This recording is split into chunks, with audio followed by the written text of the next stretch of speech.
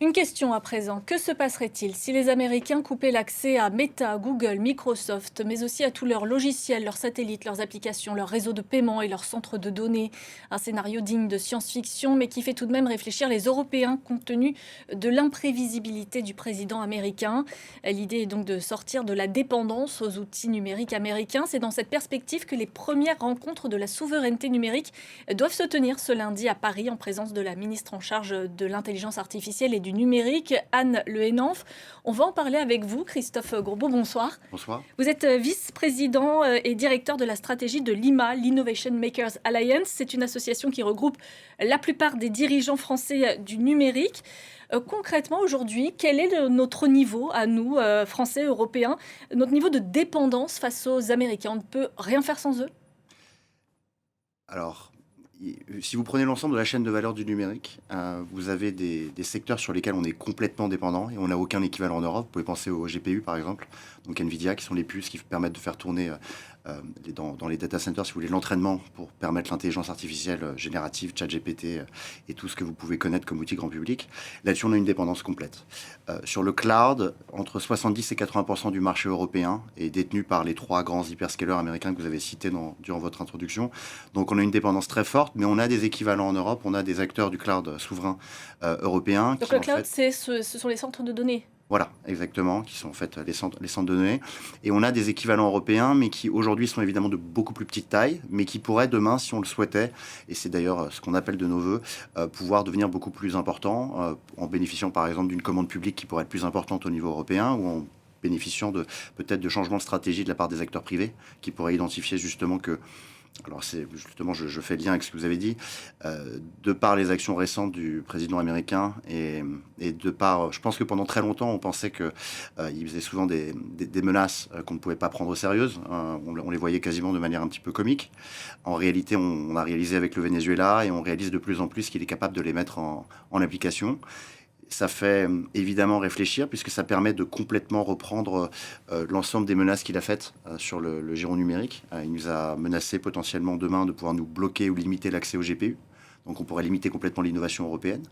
Il nous a menacé, ou en tout cas tacitement menacé, il ne l'a pas dit de manière explicite, de potentiellement demain nous couper les accès justement au cloud.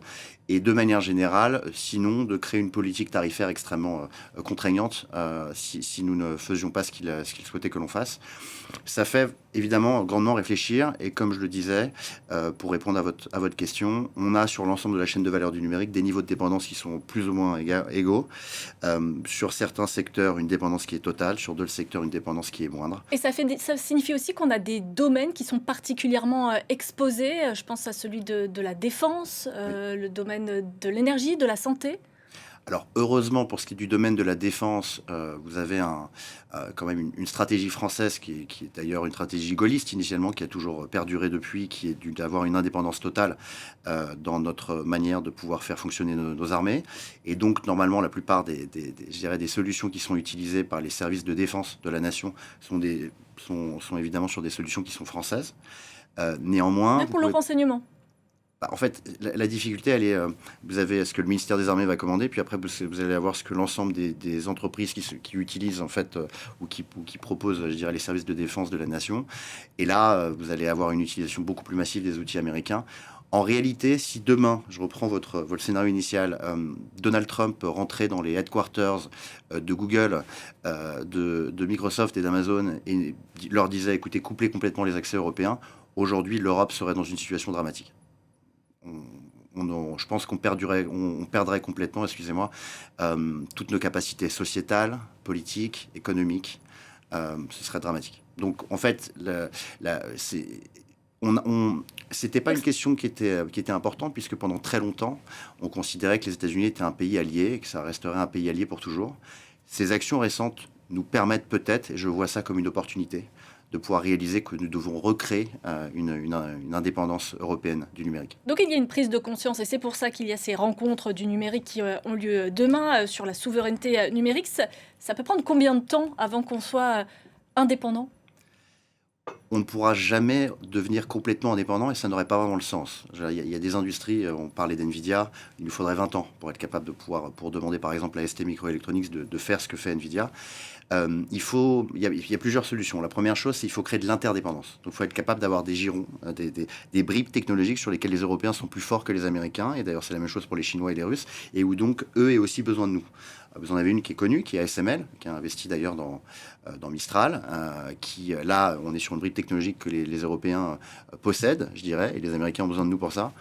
Mais si vous prenez l'ensemble de la chaîne, depuis les terres rares jusqu'au data center, jusqu'à l'ensemble du hardware et du software ensuite, il y a beaucoup plus évidemment de marchés sur lesquels les Américains sont devant nous. Donc pour répondre facilement à votre question, ça prendrait beaucoup trop longtemps.